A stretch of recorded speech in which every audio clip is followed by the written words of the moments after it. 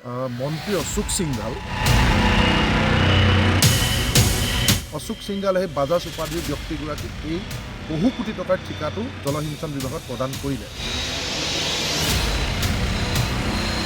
কেৱল আৰু কেৱল বাজাজৰ স্বাৰ্থত অশোক সিংঘলে এই ভট্টাচাৰ্য উপাধিৰে ঠিকাদাৰজনক বঞ্চিত কৰিলে।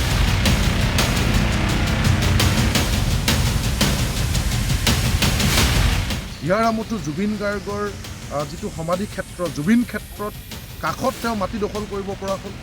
মন্ত্ৰী অশোক সিংঘাল যিজন মন্ত্ৰীয়ে এগৰাকী খিলঞ্জীয়া ভট্টাচাৰ্য উপাধিধাৰী ঠিকাদাৰক তেখেতে কেৱল নিজৰ ন্যস্ত স্বাৰ্থৰ কাৰণে তেওঁৰ নিজৰ জাতি ভাইক অনা অসমীয়া লবিক সন্তুষ্ট কৰিবৰ কাৰণে যিধৰণে ভট্টাচাৰ্য উপাধিধাৰী ঠিকাদাৰজনক অতি কৌশলগতভাৱে এটা ঠিকাৰ পৰা বঞ্চিত কৰাৰ বিষয়ে ইতিমধ্যে সংবাদ মাধ্যমত প্ৰকাশ পাইছে।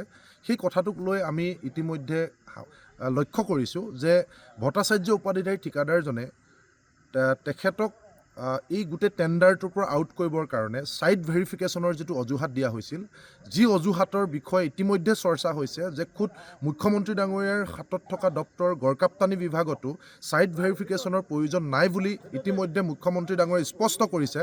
তেনে ক্ষেত্ৰত ছাইট ভেৰিফিকেশ্যনৰ অজুহাত লৈ এই ভট্টাচাৰ্য উপাধিধাৰী ঠিকাদাৰজনক বঞ্চিত কৰাৰ বিষয়টোত অসন্তুষ্ট হৈ এই ঠিকাদাৰগৰাকীয়ে অসমীয়া খিলঞ্জীয়া ঠিকাদাৰগৰাকীয়ে যেতিয়া ন্যায়ালয়ৰ দ্বাৰস্থ হ'ল, ন্যায়ালয়ে স্পষ্টভাৱে ক'লে যে ছাইট ভেৰিফিকেশ্যনৰ বিষয়টো আচলতে অপ্ৰাসংগিক বিষয়। সেই তাৰ পাছত যেতিয়া পুনৰ ন্যায়ালয়ৰ দ্বাৰস্থ হৈ ভট্টাচাৰ্য উপাধিধাৰীৰ এই অসমীয়া খিলঞ্জীয়া ঠিকাদাৰগৰাকীয়ে পুনৰ কামৰ কাৰণে এপ্লাই কৰিলে, তেতিয়া পুনৰ সেই একেই ন্যস্ত স্বাৰ্থৰ কাৰণে অশোক সিংঘালে খিলঞ্জীয়া এই ভট্টাচাৰ্য উপাধিধাৰীৰ ঠিকাদাৰজনক নিৰ্দিষ্ট ঠাইতকৈ কিছু তলত ছিগনেচাৰ কৰা বুলি কৈ আকৌ এটা অবান্তৰ যুক্তিৰে তেখেতক বঞ্চিত কৰা হ'ল।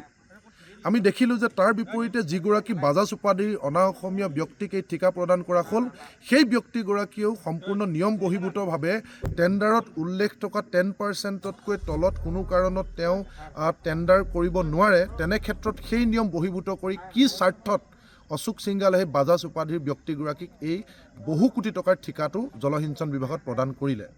ইয়াত কথাটো স্পষ্ট, কেৱল বাজাজ উপাধিৰ অনা অসমীয়া ঠিকাদাৰৰ স্বাৰ্থতে ভট্টাচাৰ্য উপাধিধাৰীৰ এই থলুৱা খিলঞ্জীয়া ঠিকাদাৰগৰাকীক সকলো নীতি নিয়ম জলাঞ্জলি দি আচলতে কেৱল আৰু কেৱল বাজাজৰ স্বাৰ্থত অশোক সিংঘলে এই ভট্টাচাৰ্য উপাধিধাৰী ঠিকাদাৰজনক বঞ্চিত কৰিলে।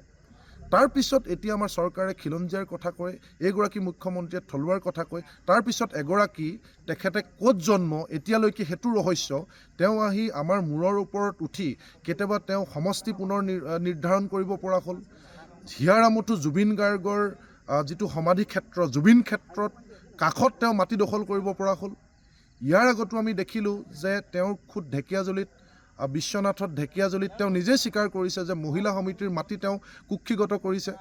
ইমানৰ পিছতো এগৰাকী অনা অসমীয়া অফিচাৰে আমাৰ মূৰৰ ওপৰত ক্ষমা কৰিব, অনা অসমীয়া এগৰাকী ৰাজনীতিকে আমাৰ মূৰৰ ওপৰত উঠি দপদপাই আমাক এনেকৈ নিয়ন্ত্ৰণ কৰিব পৰা হ'ল। তাৰপিছত খিলঞ্জীয়াৰ ত্ৰাণকৰ্তা বুলি অসমৰ মুখ্যমন্ত্ৰীয়ে কয়, খিলঞ্জীয়া চৰকাৰ বুলি কয়। গতিকে এই অশোক সিংঘালৰ দৰে ব্যক্তি, যিগৰাকী ব্যক্তিয়ে আজি আমি সংবাদ মাধ্যমত পোৱাৰ পিছত দেখিলোঁ যে কেৱল আৰু কেৱল তেওঁ নিজৰ জাতিৰ ব্যক্তি হোৱাৰ কাৰণে তেওঁ নিজৰ অনা অসমীয়া লবিৰ স্বাৰ্থত এনেকৈ এটা মাত্ৰ উদাহৰণ আমি এতিয়া পোহৰলৈ আহিছে। আৰু কত আচলতে খিলঞ্জীয়া ঠিকাদাৰক তেওঁলোকে বিভিন্ন ধৰণে নিৰ্যাতন চলাইছে আৰু যোগ্যজনক বঞ্চিত কৰিছে। এই গোটেই বিষয়টো আমি অসমৰ মুখ্যমন্ত্ৰীক হস্তক্ষেপৰ দাবী জনাইছোঁ। আৰু লগতে এইবিলাক ব্যক্তি কেনেকৈ আচলতে ৰাইজৰ আশীৰ্বাদ লাভ কৰিবলৈ সক্ষম হয়, এনেকুৱা অনা অসমীয়া মানুহে আমাৰ কেনেকৈ মূৰৰ ওপৰত বহিবলৈ সক্ষম হয়, এই কথাটো আমাৰ কাৰণে চিন্তনীয় বিষয়। তাৰপিছত কোনোবাই ত্ৰাণকৰ্তা বুলি ক'ব খিলঞ্জীয়াৰ, তাৰপিছত কোনোবাই জাতি মাটি ভেটিৰ কথা ক'ব। এনেকৈ আচলতে নিৰ্বাচনী বৈতৰণি পাৰ হ'ব আৰু নিৰ্বাচনৰ পাছত অনা অসমীয়া পৰিচয়বিহীন তেওঁলোকে বাহিৰৰ পৰা আহি আমাৰ মূৰৰ ওপৰত উঠি আমাক শাসন কৰিব। এই কথাটো বন্ধ হ'ব লাগিব আৰু সকলোকে আমি জাগ্ৰত হ'বৰ কাৰণে অনুৰোধ জনাইছোঁ।